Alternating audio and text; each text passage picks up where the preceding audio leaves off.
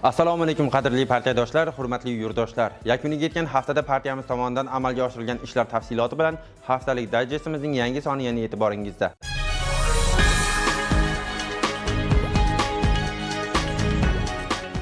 Ikkinchi fevral kuni bo'lib o'tgan Oliy Majlis Qonunchilik palatasidagi O'zbekiston Ekologik partiyasi fraksiyasining navbatdagi yig'ilishida bir qator muhim qonun loyihalari muhokama qilindi. Xususan, ov qilish va ovchilik xo'jaliklari faoliyatini yanada takomillashtirishga qaratilgan qonun loyihasi atroflicha ko'rib chiqildi. 3-fevral kuni O'zbekiston Ekologik partiyasi Toshkent shahar kengashi hamda Oliy Majlis Qonunchilik palatasidagi O'zbekiston Ekologik partiyasi fraksiyasi hamkorligida O'zbekiston Milliy universitetida 2-fevral Butunjahon suv botqoq hududlari kuni munosabati bilan suv botqoq hududlari bioxilmahillik asosi mavzusida seminar bo'lib o'tdi. Partiya eng quyi bo'g'inga tushib, xalqimizni o'ylantirayotgan muammolar hamda ekologik islohotlarni olib borilishini kuchaytirmoqda.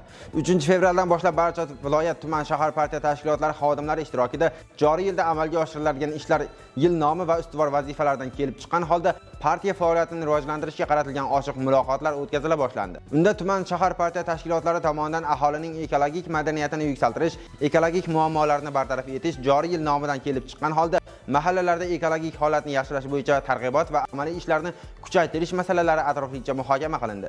Shuningdek, hududlarning iqlimi va shart-sharoitlaridan kelib chiqqan holda olib borilishi lozim bo'lgan ishlar yuzasidan tuman shahar partiya tashkilotlarining takliflari olindi. 4-fevral kuni Buxoro Ilg'or kasbiy mahorat texnikumida siz ekologiyaga oid qonunlarni bilasizmi? Respublika ko'rik tanlovining shahar bosqichi bo'lib o'tdi. Tanlovda atrof muhitni muhofaza qilish, ekologik madaniyatni yuksaltirish hamda yoshlarning ekologik huquqiy bilimlarini oshirish maqsadida tashkil etildi. Unda ishtirokchilar ekologiya va ekologik qonunchilikka oid bilimlarini sinovdan o'tkazib, tabiatni asrashga qaratilgan g'oya va tashabbuslarini namoyon etdilar.